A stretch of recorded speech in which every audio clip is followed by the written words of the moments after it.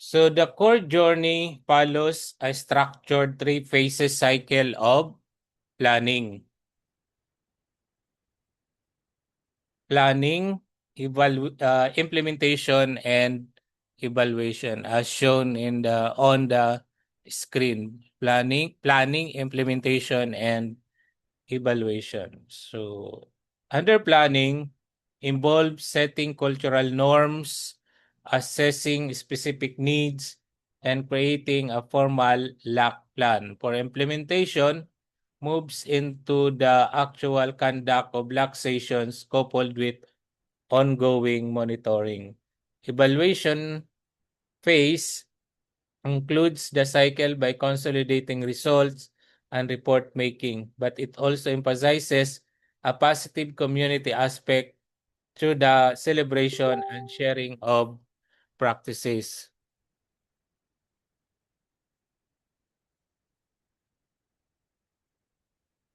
This systematic approach ensures that teacher collaboration is not just a one-time event, but a sustainable process aimed at improving instructional quality and student outcomes.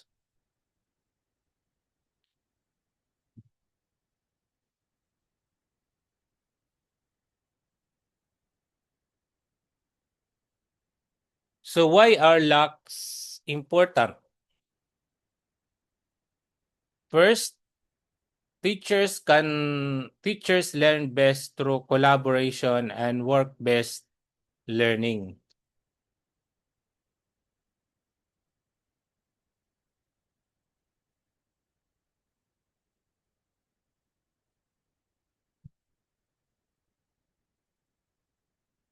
So again, first, teachers can learn best through collaborative and work-based learning. Kasi actual na tututunan ng mga teachers kung ano talaga ang totoong at actual na ginagawa sa loob ng school under the Department of Education. Yung nagtuturo naman or nagsishare ng ideas ay based on their actual experience.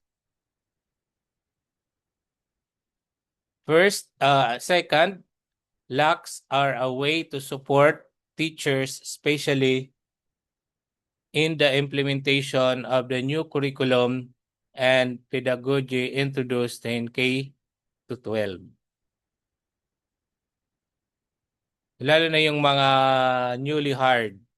So the newly hired teachers or the beginning teachers can be guided through laxation by their mentor, especially on the implementation of the new curriculum and the pedagogy introduced in the K to 12 program.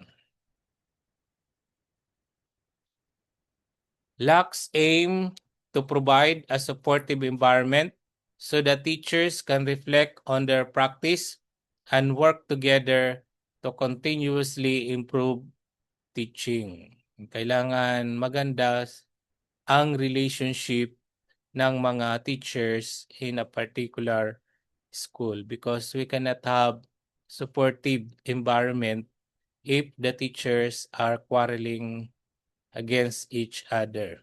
So, and of course, if there are groupings or factions or factionalism in the school, so factionalism can hinder the purpose of laxation. So, kailangan talaga mayroong unity, collaboration among all school personnel or teachers in a particular school.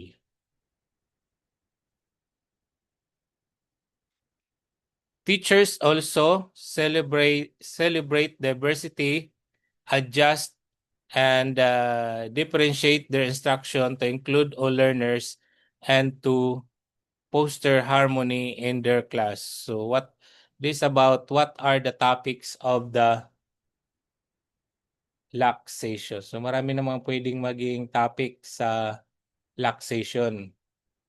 Especially those problematic aspects of the implementation of the curriculum.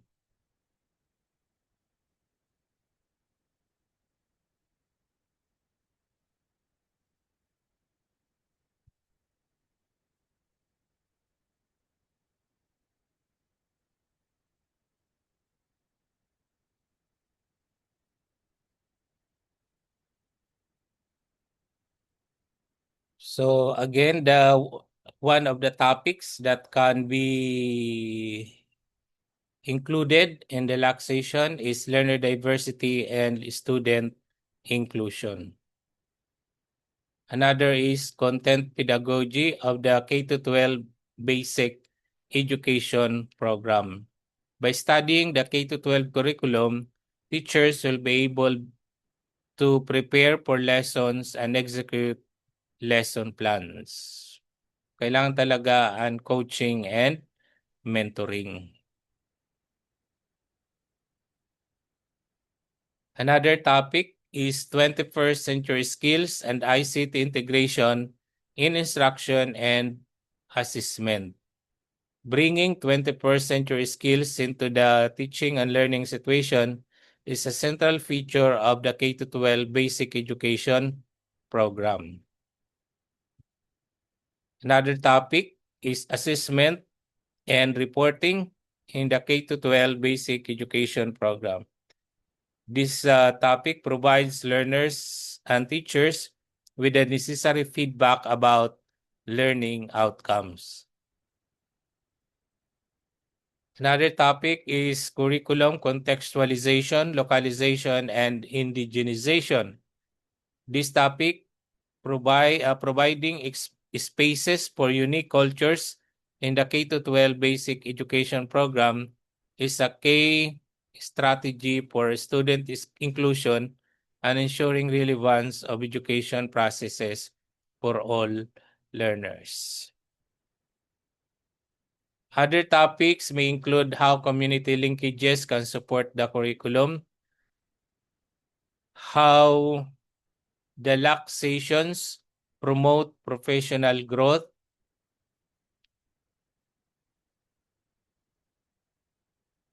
urgent issues and concerns affecting teaching and learning, and depth ed trusts and policies. So let's come to the LAC implementation process.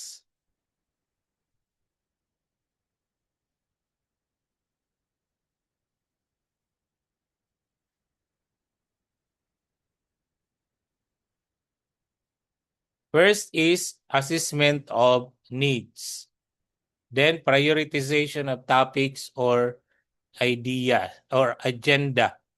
According to policy, conducting a needs assessment or analysis is something that needs to be done before performing LACs and conducting LAC sessions. Conducting thorough and consultative needs assessment helps in understanding what the needs of teachers and students are. So kailangan magkaroon ng pre-LAC session consultative conference in order to determine the needs and prioritize needs or agenda.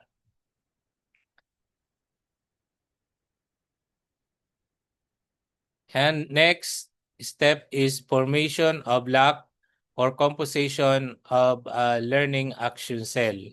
So usually the LAC leader is the principal or school head. Then we have LAC facilitator, which can be principal, school head, master teacher, and members. LAC members are teachers. So LAC documenter, it can be any member. And LAC resource persons can be internal or external. This is the composition of a learning action cell.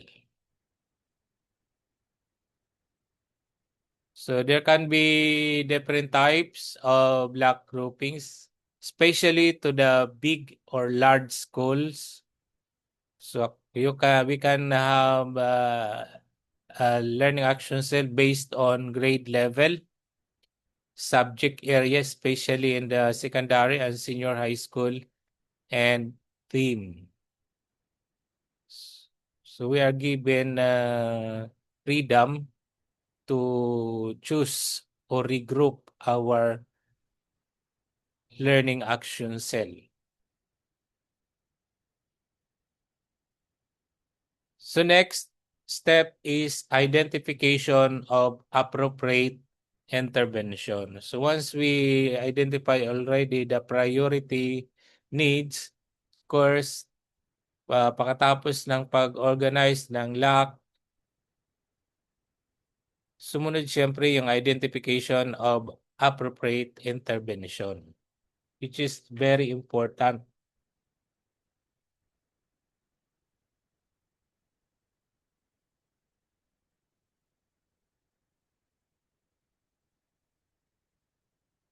Then, pag meron ng na-identify na intervention or lack intervention, next in the process is scheduling of meetings, setting up of resources, assignment of work, lack implementation norms, preparing line item budget, which includes also the food, the snacks, writing of block plan.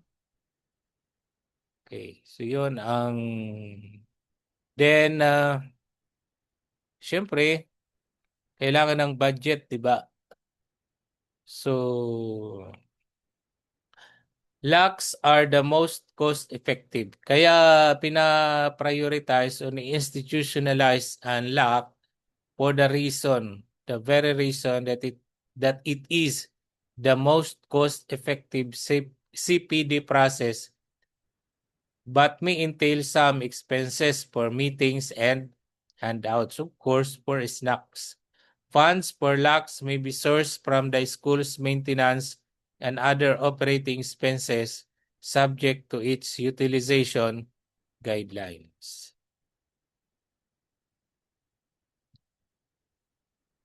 Let's come to the key aspects of the process. Ongoing collaborative learning or problem solving within the shared domain of professional interest. Ano ibig sabihin nito? That LAC is an ongoing collaborative learning or problem solving within the shared domain of professional interest. This means that the learning action cell facilitates a continuous school-based collaborative learning environment by transforming individual teaching challenges into collective opportunities for professional growth. By following a structured cycle of planning, implementation, and evaluation, the LAC moves beyond traditional seminars to provide a localized platform where educators conduct data-driven needs assessments and share evidence-based instructional strategies.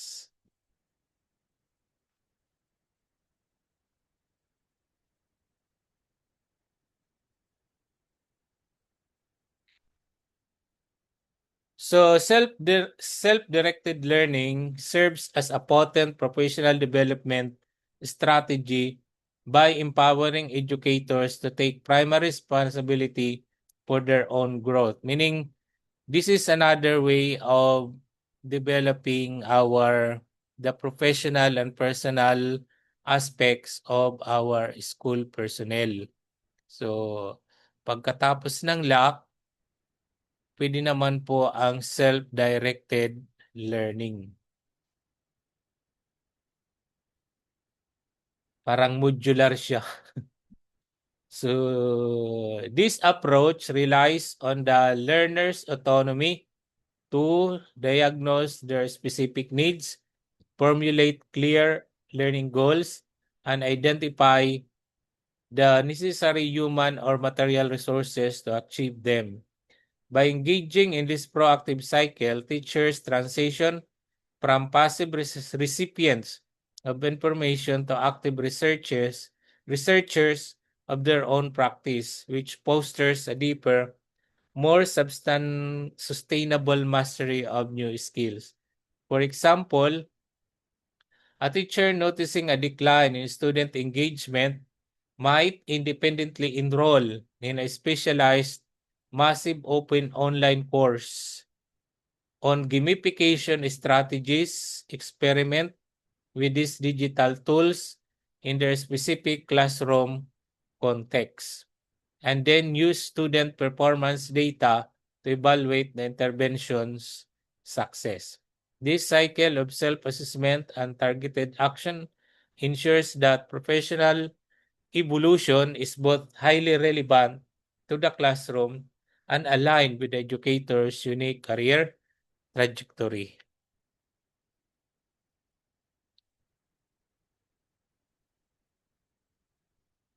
Another way of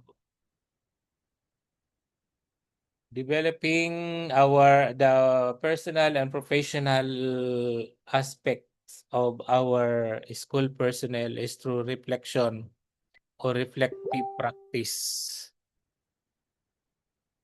Reflective practice leading to action and evaluation.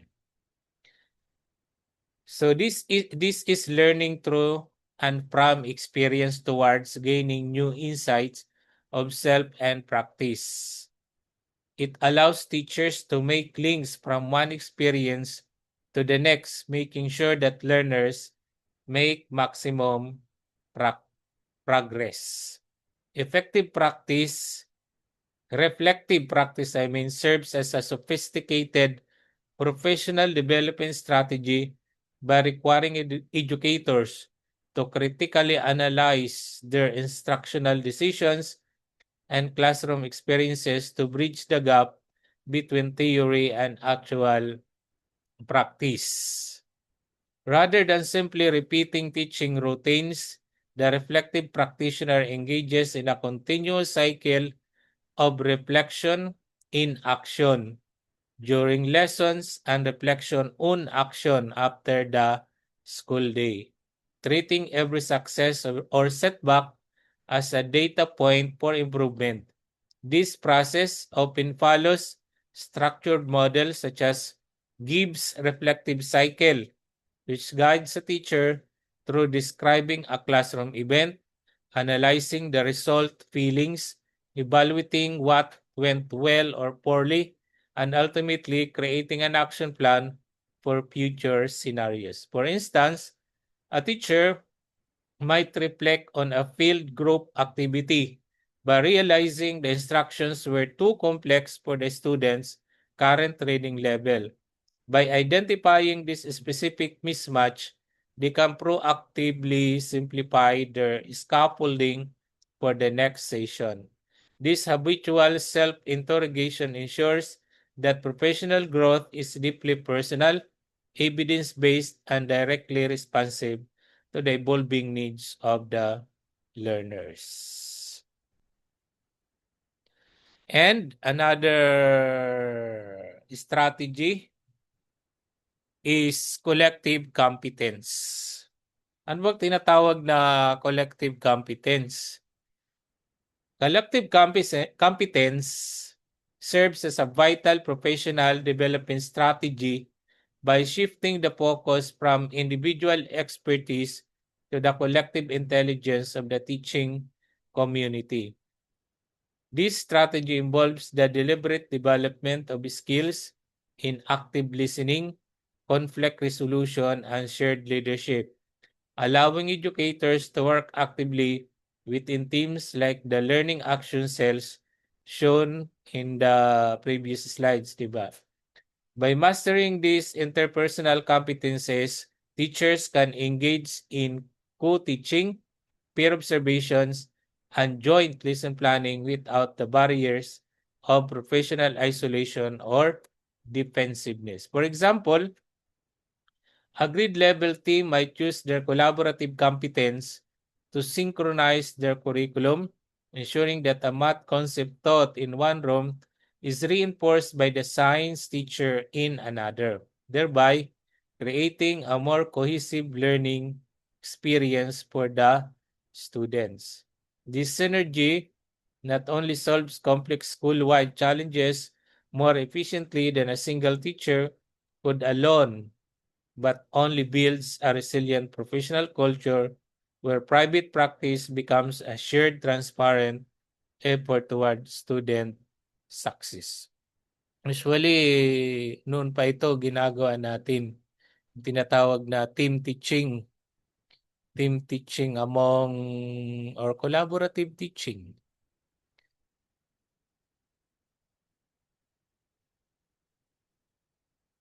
Okay. Let's have this one. The growth and development of people is the highest calling of leadership according to Harvey Firestone. So, ano ibig sabihin nito?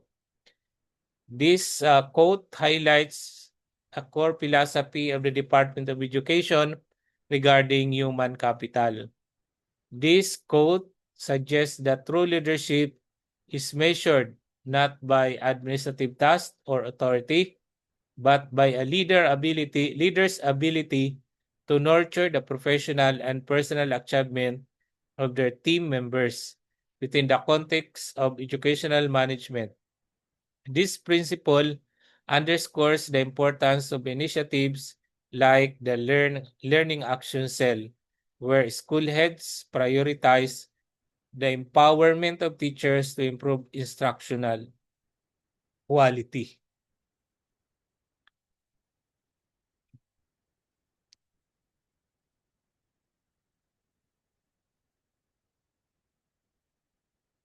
Okay, now let's come to Strand 4.6, Leadership Development in Individuals and Team. So this means that aside from developing the competence of our school personnel, we have to look for school personnel who can be grown or can be molded to become school leaders. Yung haganap tayo ng mga protege na darating ang araw, sila na rin ang magiging school principal. So, dapat meron tayong golden eye, golden heart to determine who among our teachers will be a successful, effective school principal in the future. That's why Domain 4, Strand 4.6 is included. It is our task to develop future leaders in our school.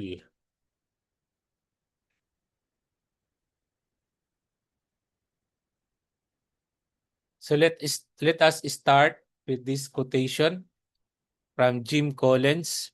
Those who build great organizations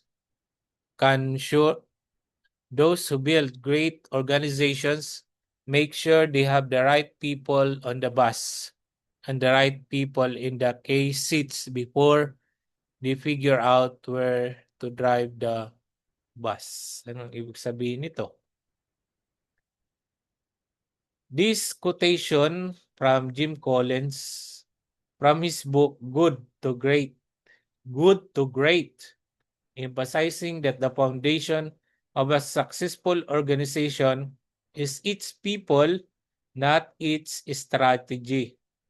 By using a bus metaphor, Collins argues that leaders should first focus on assembling a talented, reliable team, getting the right people on the bus, and placing them in roles that match their strength or case seats before deciding on a specific direction or vision. Ito ang tinatawag na organizational structure in our school. In every position, in every coordinatorship, we should be putting the right position for the right job. Yung tinatawag right people on the bus. Kasi when you fail to choose the right people for the right position or the right coordinatorship, mahihirapan talaga tayo na school head. Palagi tayong frustrated because hindi natin na-achieve ang gusto nating ma-achieve.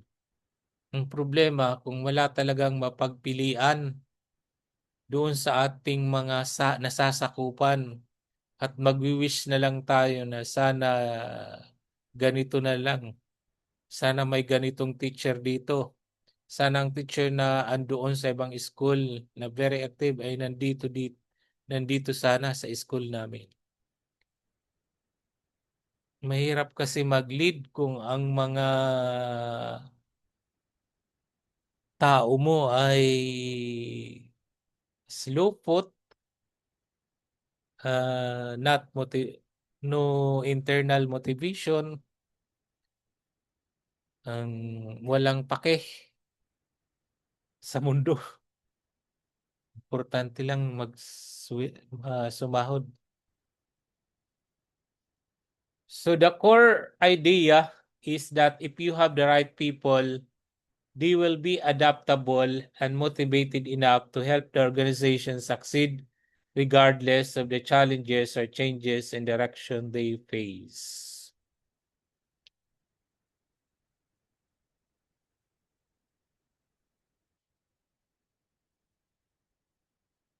So, learning and development needs assessment.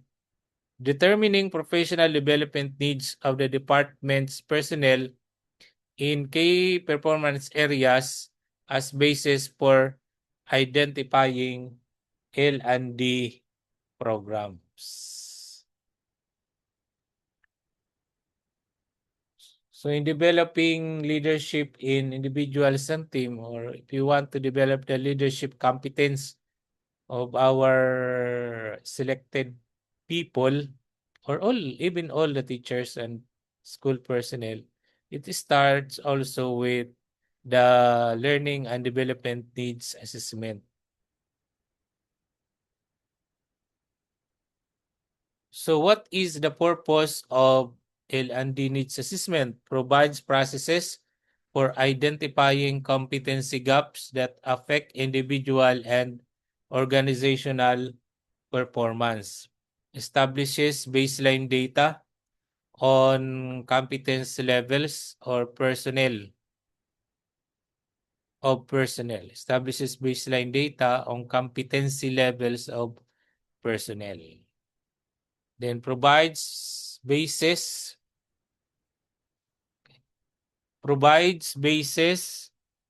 for tracking progress towards desired levels of proficiency, and guides the planning and designing of L&D programs. So data-driven talaga ang ating mga L&D programs based on the needs of our people.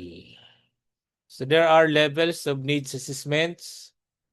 We have individual L&D needs assessment, identifying learning needs that affect individual performance, group needs assessment, determining learning needs of an organizational unit or group of job holders due to changing requirements or specifications, and organizational needs assessment, determining learning needs prompted by new strategic directions requiring new competencies to implement organization-wide reforms or initiatives.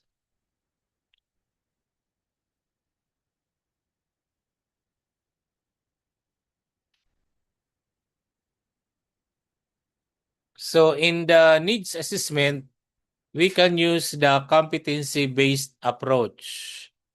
So this approach responds to immediate performance problems and minimize future gaps by identifying the set of knowledge, skills, and attitudes required for successful performance of the job. So ano yung mga competencies na kailangan pang i-improve ng isang school personnel? At ano yung kailangan pang i-sustain? So, competences are observable, measurable, and vital knowledge, skills, and attitudes that are translations of capabilities deemed essential to effective job performance and organizational success. It is also defined in terms of behavioral indicators that are tangible and measurable, like teaching competencies,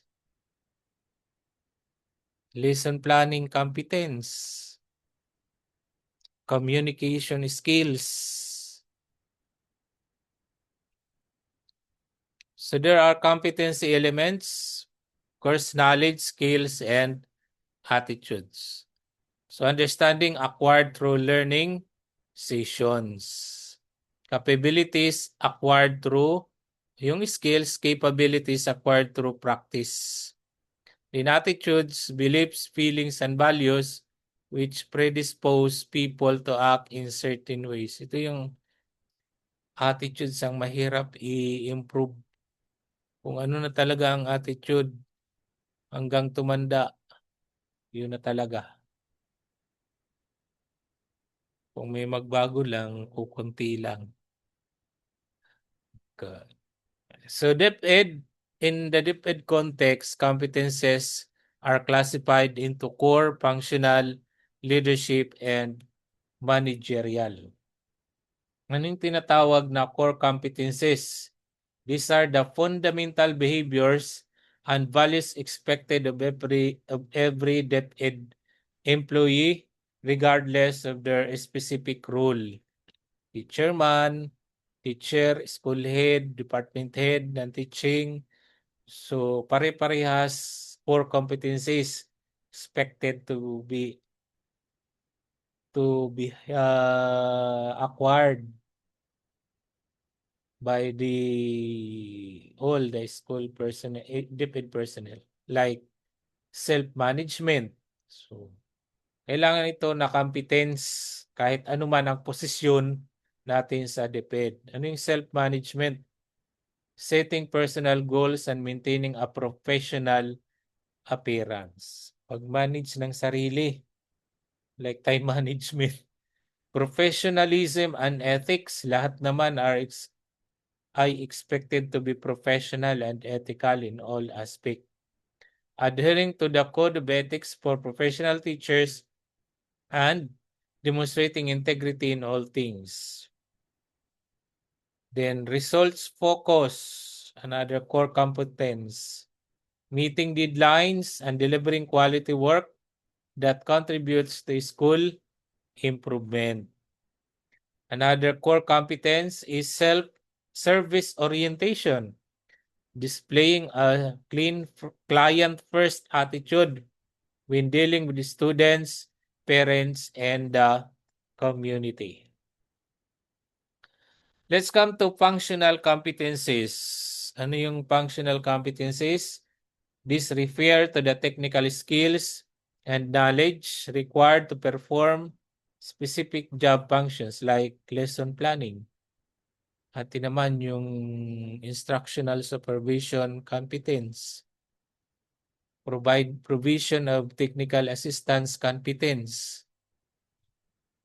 These are functional competencies. So what are the specific functional competencies? Like content, knowledge, and pedagogy for teachers.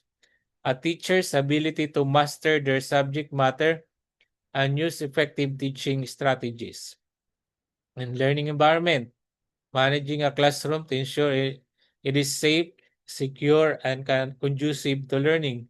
Assessment and reporting, financial management. That is for administrative staff. Properly handling school funds and liquidating expenses according to government accounting rules. So, itong financial management competence, functional competence, very important for us school heads. Then, we have leadership and managerial competencies. Ano yung, these apply to individuals in oversight positions such as school heads or department heads who guide teams and manage resources. Ano itong mga leadership and managerial competences? Example, leading people, mentoring teachers through instructional coaching and providing constructive feedback. People performance management or staff management, conducting performance appraisals, and identifying staff development needs. Strategic thinking, developing a school improvement plan that aligns with long-term educational goals. And decision making, resolving conflicts within the faculty, or making resource allocation choices based on data. So those are the DepEd competencies: core, functional, leadership, and managerial. Yung core, applicable to all personnel regardless of the job description. Yung functional naman ay job specific. So, iba yung functional competence ng school head, iba yung functional competencies ng teacher, iba ang functional competencies ng teaching personnel. Yung leadership and managerial competencies specifically expected from school heads or department heads.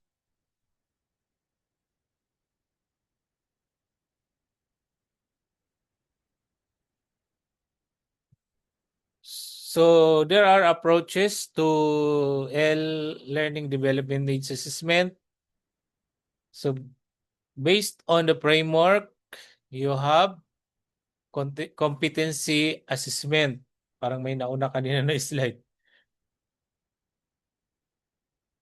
So you have based on key result areas, core competencies, leadership competence, technical functional competencies, competency assessment. So the process begins by aligning with DepEd strategic directions dun sa taas. Focusing on key result areas or KRA for offices and individuals. This involves identifying core leadership and technical or functional competencies. So, a formal competency assessment is conducted to evaluate the current skills and behaviors of the personnel.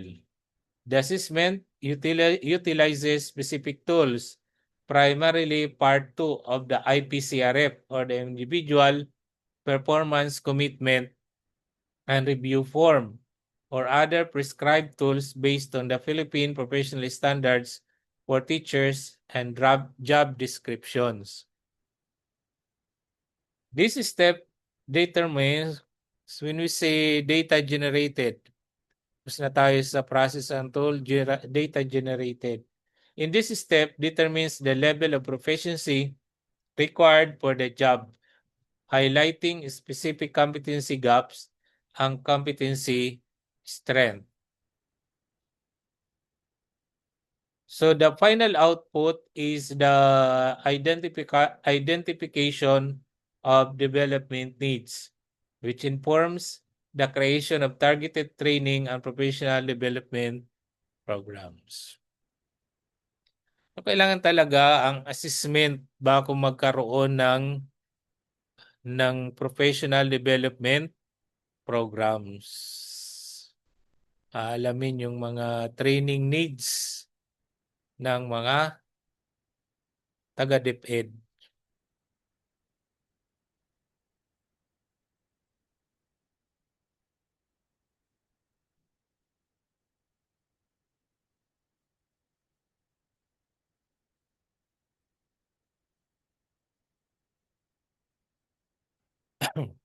So yung LDNE approach is competency-based, possible methodology, competency assessment, possible tools na gagamitin, IPPST self-assessment tool, IPCR Part 2, competencies.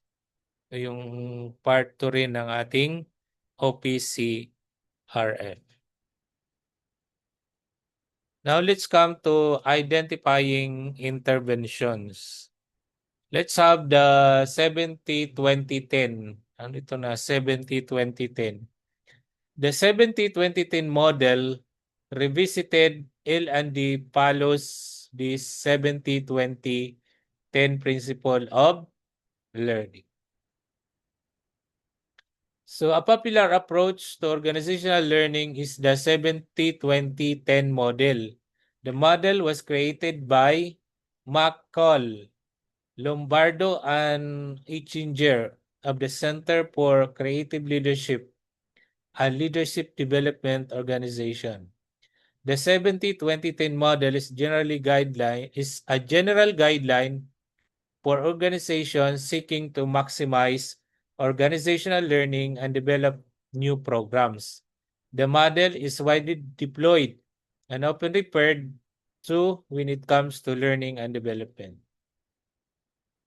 The model proposes that 70% of learning comes from work-based learning, yung job-embedded learning. Natututo tayo kapag nasa trabaho na tayo. Marami tayong natututunan kapag talagang nasa actual workstation na tayo. Paano tayo natututo? Of course, through our fellow workers in the government. Pwede tayong matuto ng mga malpractices, pwede din tayo matuto ng mga best practices. Ang problema, kung ang unang natututunan ng mga bagong empleyado ay yung mga mal or negative practices. Katulad ng pandaraya sa log sheet at daily time record. Saan niya natututunan? Hindi naman tinuturo yun sa school. Tututunan yan sa actual job, actual field, like sa school. So, this informal learning happens through hands-on experience. Hands-on experience, natututo na lang gumamit ng PowerPoint or mag-manipulate ng LIS, paano mag-open ng LIS, paano mag-enroll ng learners sa LIS.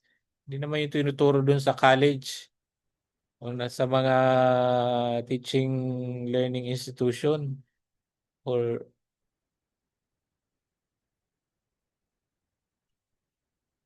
so maraming mga trabaho talaga ang natututunan natin kapag nasa field na tayo. So ito ang tinatawag na 70%. This learning on the job happens during new tasks and challenging assignments and through feedback from bosses and water cooler conversation with peers on employees' performance. 70% of learning is learned from experience. Ako natuto akong liquidate ng cash advance nang naging school head ako. The next 20% represents developmental relationships. This involves employees learning from each other using social learning, peer feedback, and peer coaching, collaborative learning, peer mentoring, and other interactions with peers and mentors. 20% is learned from feedback from peers. The final 10% of professional development comes from traditional coursework and training in formal educational setting. Formal training accounts for only 10% of development. The final 10% is learned from formal classes, training, and education. Yet we are spending millions of pesos for this na 10% lang. Kaya dapat yung nasa loob na nasa loob ng school ay talagang mga magagaling, mga passionate teachers, mga honest to goodness na teachers, mga mga ano, hindi mga pasaway. Kasi kapag andun sa loob, nasa loob na yung mga pasaway, siyempre anong matututunan ng mga bagong hard na mga teachers? Hindi yung mga kabulastugan. Wala naman silang magiging role model. Pero kung ang andoon na sa nakapwesto na ay mga magagaling, siyempre mag-aspire din na maging magaling ang mga baguhan. Yun pala ang ibig sabihin ng 70, 20, and 10. 70, natututunan habang tayo ay nagtatrabaho. Pwede nating matutunan sa sarili nating pamamaraan sa pagtatanong. Ang 20% ay natututunan natin sa ating mga kasamahan at ang 10% ay natututunan natin sa pamamagitan ng mga trainings and seminars. So, 90% talaga nasa loob ng institution. So ito nga, ang mga DepEd L&D modalities, job embedded learning, which is 70%. Relationship and discussion-based learning is 20%. And then formal learning activities is 10%. So yung learning action cell can be formal learning activities and relationship and discussion-based learning. Yung relationship and discussion-based learning, pwede dito pumasok ang coaching and mentoring. Coaching and mentoring. Kaya maganda talaga na ang dadat na ng mga bagong guro ay mga magagaling, mga outstanding. Pero kung ang dadat na ng mga bagong guro ay mga super pasaway, wala talagang mangyayari sa bagong guro. Lalamunin lang ng sistema. So another L&D modalities for job embedded learning, committee work, job expansion, job shadowing, job rotation, special projects, stretch assignments, informal gel activities. So job embedded development requires that most of an educator's professional learning occurs during the workday in the workplace is designed to support team learning and is offered and available to educators. So ano yung committee work? Committees are small groups usually organized in a school to perform specific functions. Ano yung like Brigada Eskwela Committee, Enrollment Committee, Graduation Committee, Solicitation Committee, lahat na lang ng committee. Yung magaganda at mga pogi, ginagawa yan ang kanilang membership na committee, sila yung taga-entertain ng bisita. Kung may darating na mga bisita, sila yung nagsusuot ng mga usherates, usher and usherates. Yung mga magagaling naman magluto, syempre sa Food Preparation Committee. Yung magaling naman sa computer, sila yung sa Program Invitation Committee. Very good ang public speaking, sila yung sa IMSI Committee. Magaling naman maghanap ng pera, sila yung Fundraising Committee. Solicitation Committee. Yung magaling, may malakas na kapit doon sa munisipyo, sa LGU, ibang committee rin sa kanila.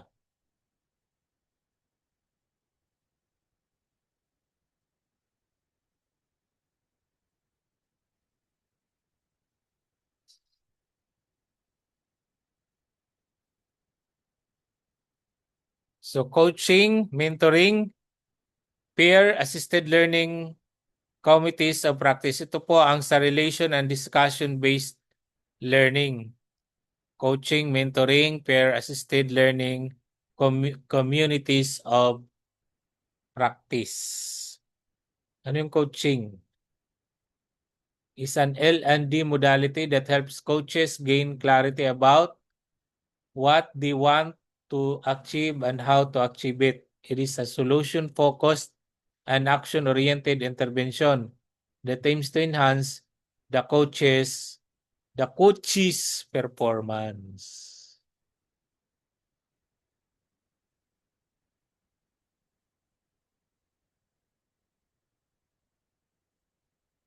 By the way, balikan natin yung slide na ito.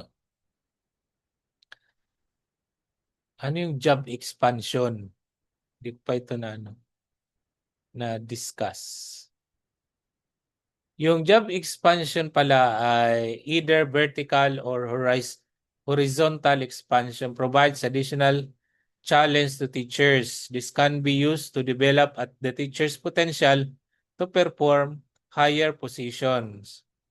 Yung mga ina-assign na mga officer in charge, teacher in charge, officer in charge, department head, yung job expansion, lock leader, yung, yung job shadowing naman is partnering a teacher with a more proficient teacher to enable the former to observe and learn from the partner performs function related to instruction. In the process, the teacher also gets insights into the organizational context and challenges related to the teacher partner's job. So, body-body system. An example of this model is assigning a beginner teacher to partner with highly proficient. Sa mentoring ang coaching nga. Then job rotation or cross-training provides opportunities for teachers to be assigned to different areas in the school or a temporary basis to gain deeper understanding of the core business and operations of the school. Okay. Halimbawa ngayon, grade 3 teacher ka. Next year, grade 1 naman. Next year, kinder ka. Next school year, grade 6 ka naman. Or ngayon, ikaw muna ang publication advisor, student publication advisor. Next year, ikaw naman ang magiging coach sa athletics. Special projects, assigning employees to special projects can provide teachers great learning and development opportunities in the areas of planning and organizing analysis, collaboration, and partnership.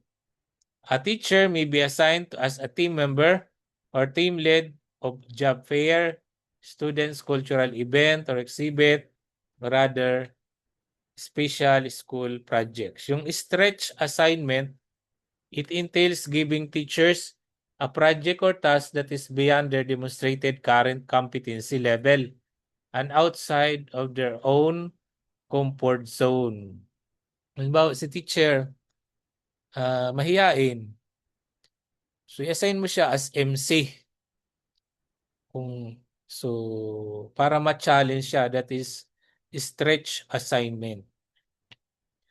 Examples of stretch assignments are designations of teachers as acting or officer in charge of a department, in charge of the school canteen or wellness center, school supply officer, school librarian.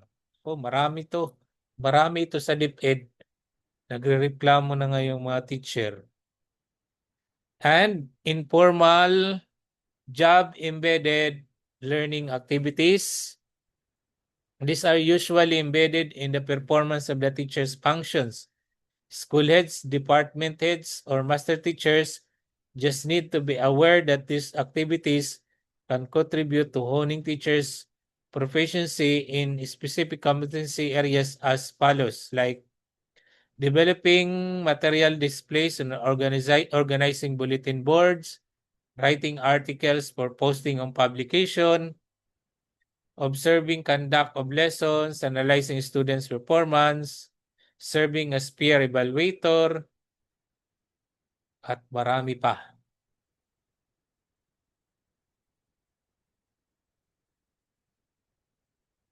So I have discussed already coaching. Ano naman po yung mentoring? Mentoring is the L&D approach that is applied for both the personal and professional development of teachers. It is a collaborative learning relationship between two or more individuals who share mutual responsibility and accountability for helping the mentee work towards achievement of clearly defined learning goals. Peer-assisted learning is characterized by reciprocity of learning among teachers with equal status, such as co-grade 1 teachers, co-science teachers, and others in the school. In this modality, two teachers agree to help each other achieve their common learning objectives. It may involve regularly scheduled session focused on collaborative discussion and sharing rather than teaching. And community of practice is a group of people with the teaching community, within the teaching community, who share a common passion, a common concern, a set of problems, or an interest in the topic for the purpose of creating better solutions, sharing or advancing their professional practice, and fulfilling the individual and group goals. Sabihin, magsasama-sama yung mga teachers, parehas ang kanilang mga challenges, tapos tutulong-tulong silang mag-isip kung ano ang solusyon or intervention na gagawin nila. That is community of practice. COP that is exclusive to a school will also have the supervisor or a designated program manager. Siyempre, may leader pa rin. Yung formal learning activities naman, of course, you have training programs, can be face-to-face, online, blended, seminar, professional conferences, graduate and postgraduate programs, degree programs, and benchmarking.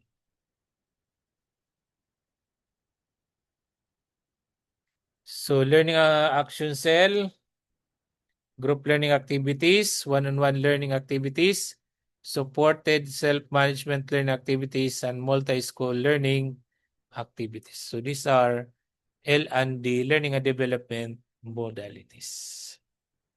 Let's come to the concept of delegating. So ano ang sabihin ng delegating? The act of empowering to act for another. So the act. So whatever learning and development modalities are used, the school head in one way or another is delegating a specific task to an individual or team. But delegating is more than just giving additional tasks or assignments. It is the act of empowering to act for another.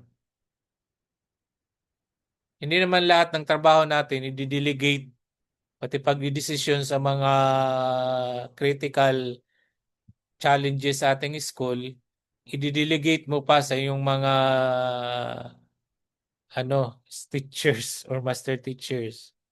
So, there are functions as school head that cannot be delegated.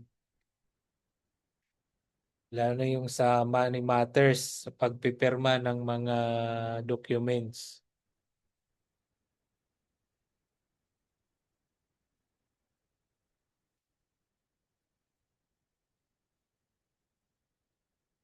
So, when is delegating effective?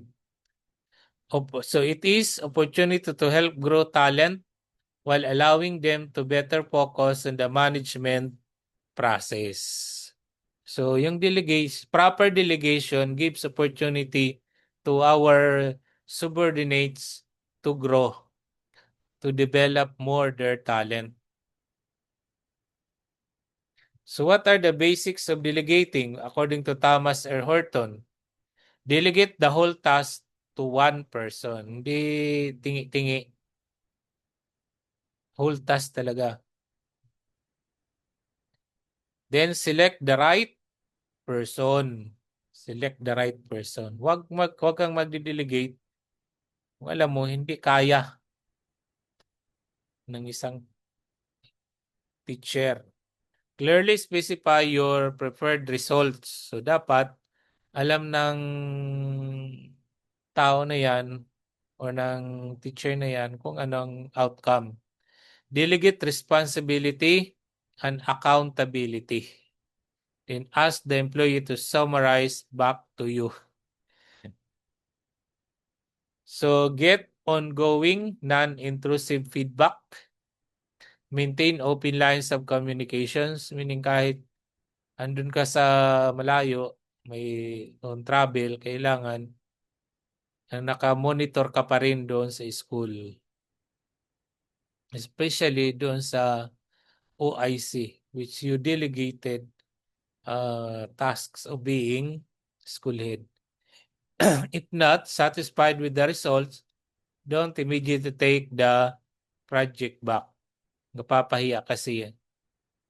Evaluate and reward performance. What not to delegate according to Dan McCarthy? Vision, hiring decisions. Wala naman ito sa ating trabaho, di ba? Hiring decisions. Onboarding a new employee. Discipline, praise, and recognition. Dapat personal yung pagbibigay ng praise and recognition. Huwag sabi-sabi lang. Motivation, leading transformational change, reorganizations, development, and performance appraisals. These are the things that we should not delegate. Lang yung pagbibigay ng performance rating sa ating mga teachers. Huwag i-delegate. According to John Maxwell, you have a dream, but who are in your team? The kind of your team defines the kind of your dream. So the quote of John Maxwell emphasizes that the quality and capability of your team directly determine the scale and success of your vision. He argues that a dream cannot be realized in isolation. Rather, the kind of team you assemble, their skills, character, and alignment sets the ultimate limit on what you can achieve. In essence, a great dream requires great team to match it. Tama talaga ito.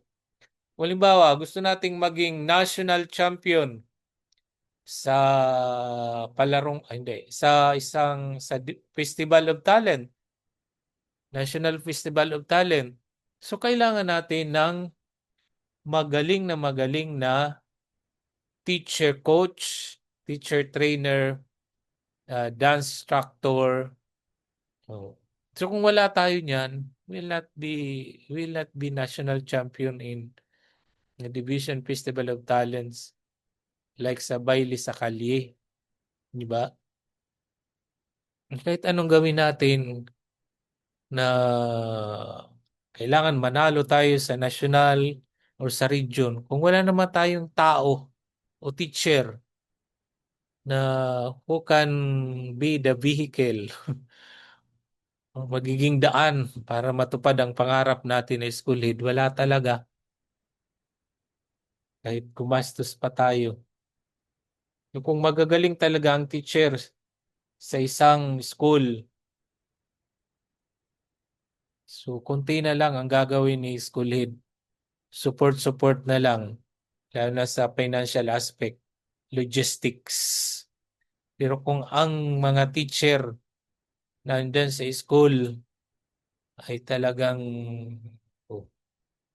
walang pakialam sa mundo, kahit anong vision ni school head, mahirapan talagang ma-attain because according to John Maxwell, a great dream requires a great team to match it.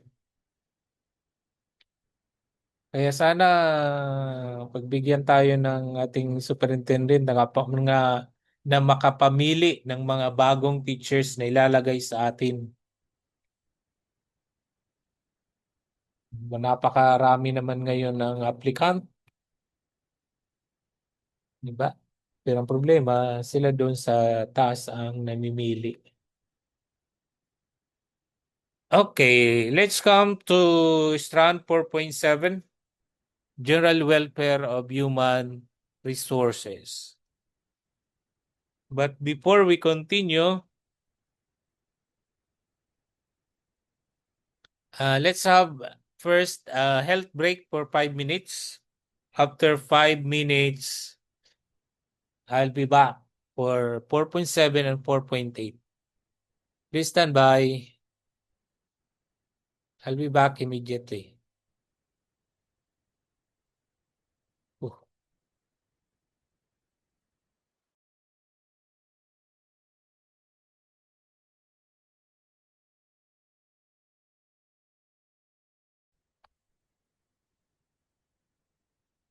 General Welfare of Human Resources.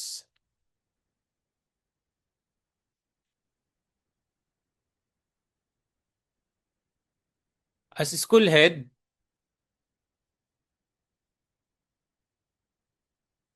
we must be familiar of the rights, benefits, and privileges of our personnel.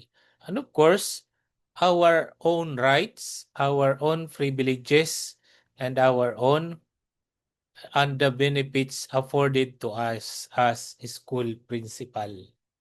Let's start with rights. Ano yung rights? Fundamental normative rules about what is allowed of the organization, owed to people according to some legal system, social convention, or ethical theory. In the Philippines, the rights of the public school teachers, including us, are primarily protected under Republic Act number 4670, also known as the Magna Carta for Public School Teachers. These rights ensure that teachers are treated with dignity and provided with the necessary support to perform their duties effectively. So, ano ba yung mga rights ng mga employees, ng mga teachers? Professional and employment rights like security of tenure, academic freedom, right to self-organization, freedom from involuntary transfers. Ano ba yung academic freedom? You have the freedom to decide how to present your subject matter provided it aligns with the curriculum and institutional standards.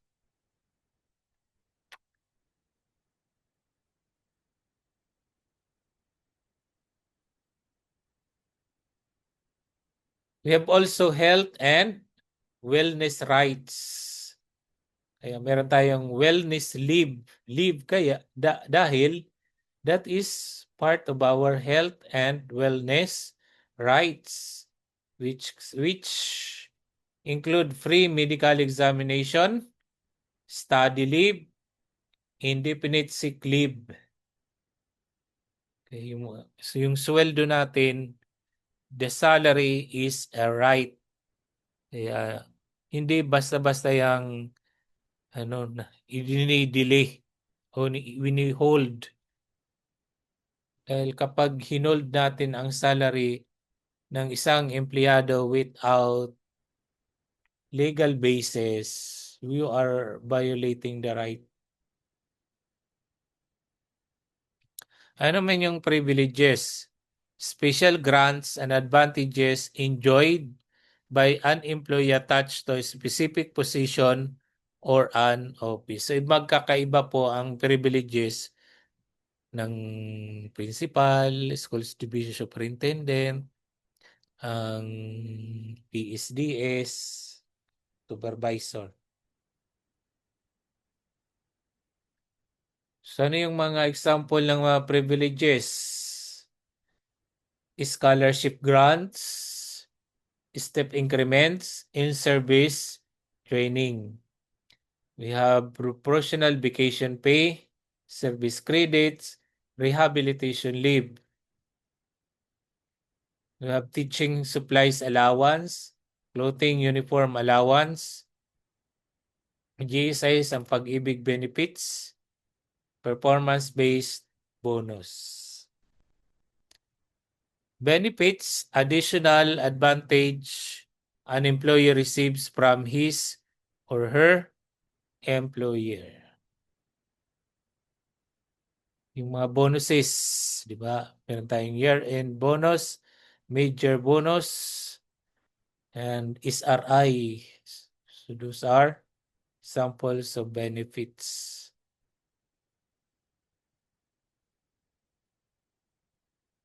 Yung mga clothing allowance, cash gift, an annual amount of 5,000 is giving alongside with the year end. We have loyalty cash incentive, step increment, special hardship allowance. These are benefits.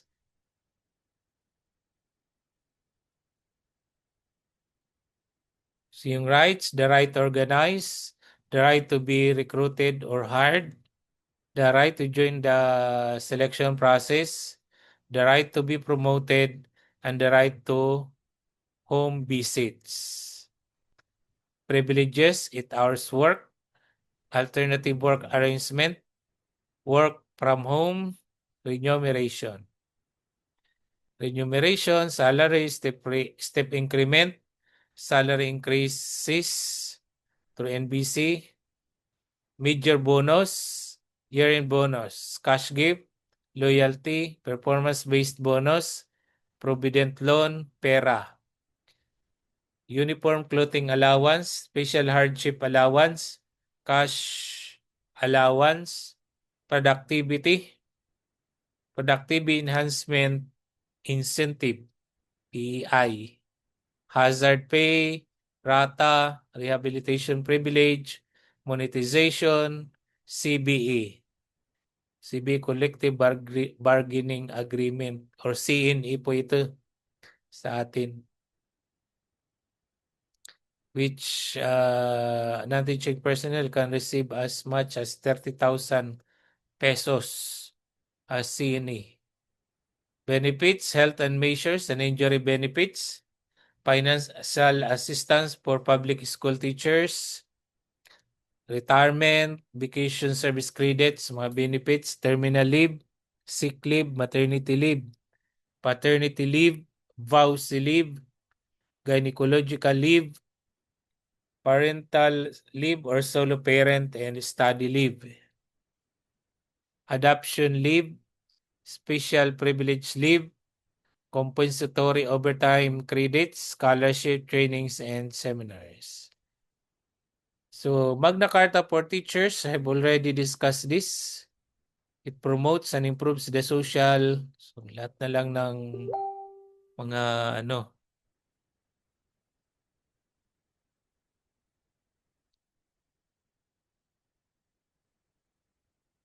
rights, privileges are included in RA 4670.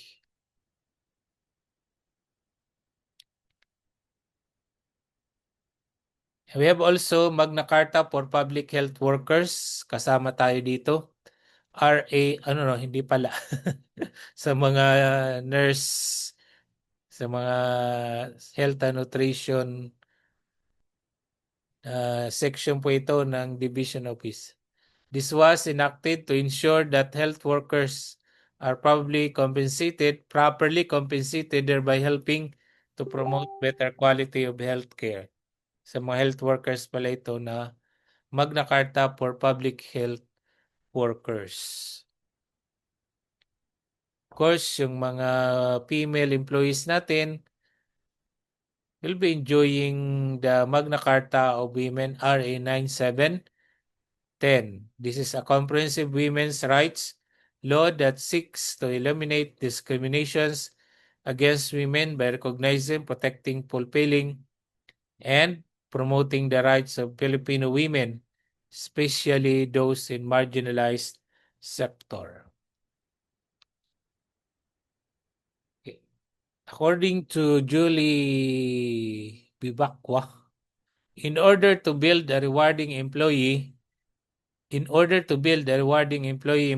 experience, you need to understand what matters most to your people. So, the quote emphasizes that a rewarding employee experience cannot be manufactured through top-down mandates of generic perks. Instead, it must be built on a foundation of empathy and active listening. In an organizational context, such as the Department of Education, this means moving beyond the one-size-fits-all management style to recognize the diverse motivations of individual staff members, whether they prioritize professional autonomy, work-life balance, or a sense of shared purpose. By identifying and supporting what matters most to people, leaders foster a culture of psychological safety and high engagement, ensuring that employees feel seen as human beings rather than just functional assets, which ultimately leads to higher retention and more authentic productivity.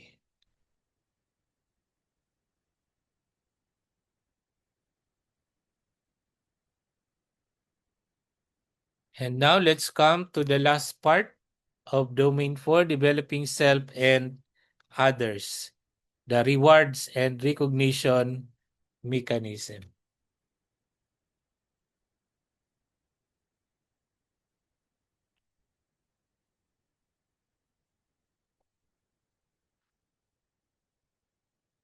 Let's come to importance of rewards and recognition.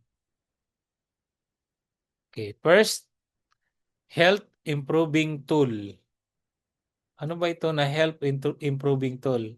Recognizing employees reduces workplace stress and boosts morale, which directly contributes to better mental and physical well-being. Kaya meron tayong mga Zumba, meron tayong psychological first aid, meron tayong team building, higher rate of staff retention. So, health benefits of rewards and recognition is higher rate of staff retention. When employees feel valued through rewards, they are more likely to remain loyal to the organization, reducing turnover and recruitment costs. This is not really applicable sa DepEd kasi may security of tenure naman. Pero ang iba talaga, kung may opportunity, nag-resign, pumupunta ng ibang bansa, tatrabaho abroad. Another benefit is engagement. Regular recognition foster a deeper emotional connection between the staff and their work, encouraging them to be more involved and committed to their role. Syempre. Then, productivity. A rewarding environment motivates employees to work more efficiently and hit targets and improve culture in the workplace. So, positive culture ang magkakaroon. So, a system of appreciation builds trust and camaraderie among staff, creating a more positive, collaborative, and supportive professional atmosphere. Motivate others by serving as an example, help organization gain credibility and reputation, make hiring easy, enhance interfacing at work and motivation and belongingness.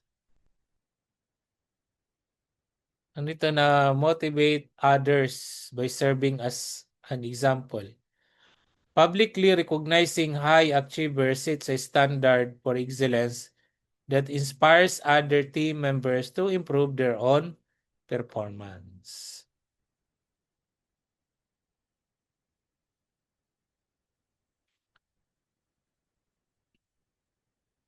So health improving tool enhances physical and mental health and well-being of employees, boosts morale among employees by making them feel good about themselves, depression and health problems less likely to strike because of this.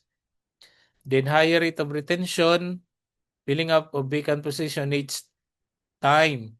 We need to retain the best personnel na organization. Given naman ito eh. Ang problema lang natin ay how fire fire to fire. Paano palayasin ang mga walang kwenta, walang pinta. Yung mga hindi nagko-contribute sa success ng school, puro sakit ng ulo lang sa school head. Because of the security of tenure. And engagement, employee engagement rises by 5 points when the number of recognitions becomes twofolds in the company. Sa mga private man ito eh. Private companies. So productivity. 90% of people agree that being recognized makes them want to work harder.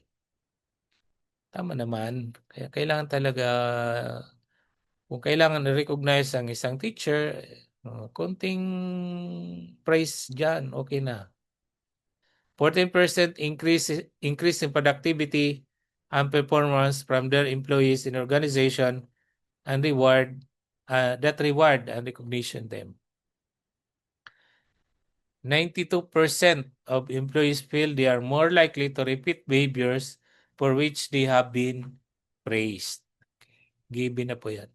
Improve culture in the workplace. Organization success heavily influenced by the culture of the company within which it operates. So this is for private companies.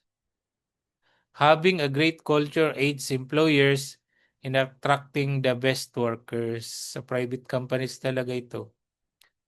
Sa DepEd kasi, we have no choice kung sino ang ipadala ng mga lords, lords sa division.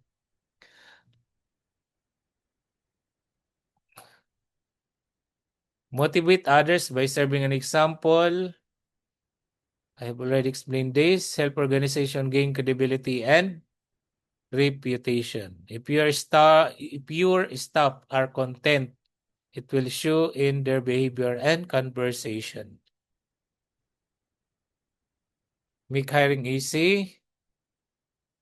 Enhances interfacing at work and motivation and belongingness.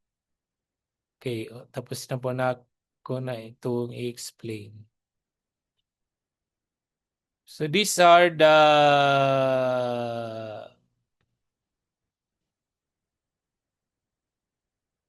parang legal basis ng rewards and recognition. CEC Resolution number 10112 and CEC Memorandum Circular number 1 series 2001, revised policies on employee suggestions and incentive award systems. And another one, mga legal base po ito. CEC Memorandum Circular number 3 series 2012, program to institutionalize meritocracy and excellence in human resource management or prime HRM. And in the DepEd, we have DepEd Order number 9, Series 22, 2002, establishing the praise in the Department of Education. Basahin na lang po ninyo ito. Saka ito na strengthening the program on awards and incentives of service excellence in the Department of Education, DO number 78, Series 2007. Ano yung basic policies ng DepEd praise system? Designed to encourage creativity, innovativeness, efficiency, integrity, and productivity in the public service. All the things that we discussed a while ago, yun din naman ang policy or purpose ng DepEd praise system.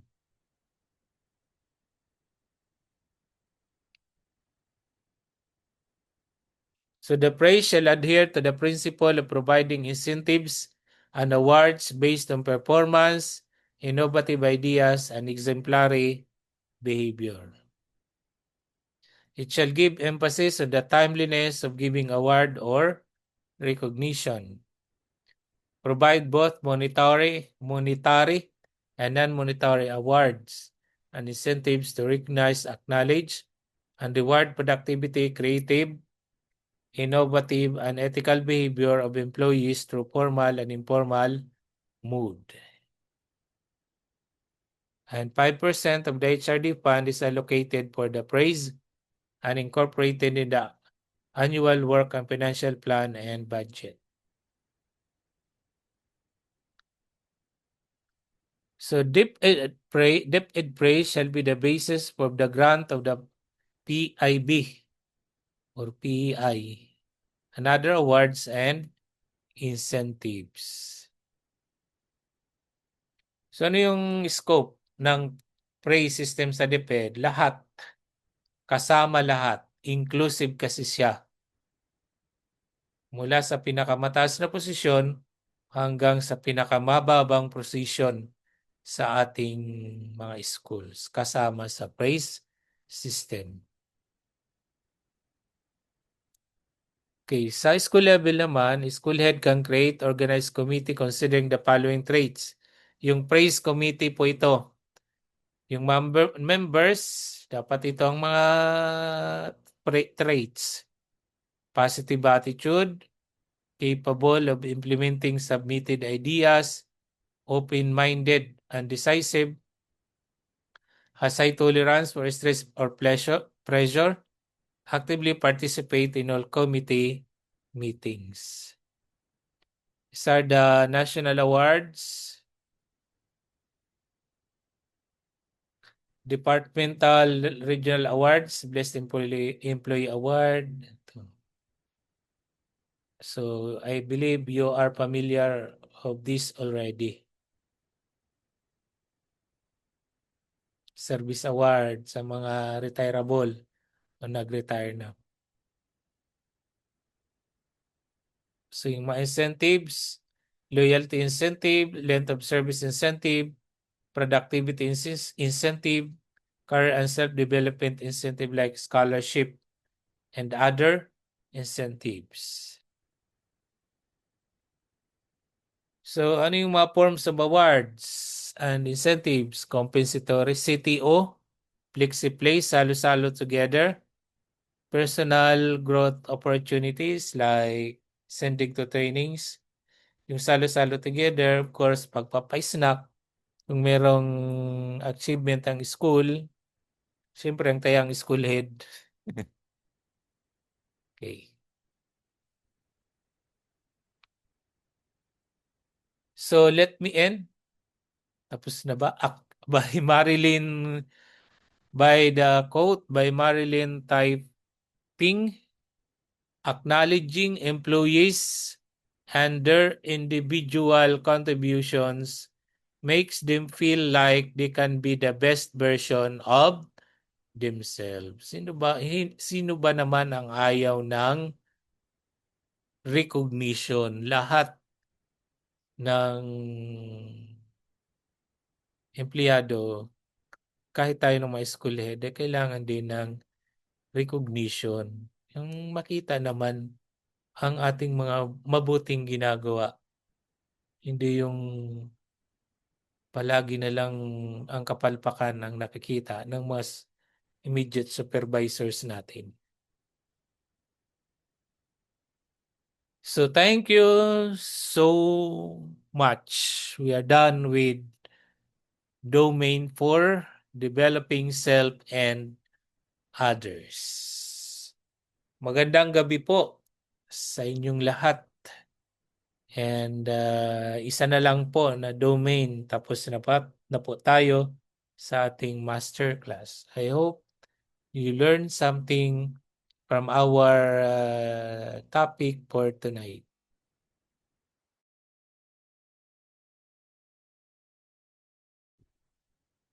Thank you very much, Sir Gary, for sharing your expertise in Domain 4, developing self and others of the BPSS age. So I know that you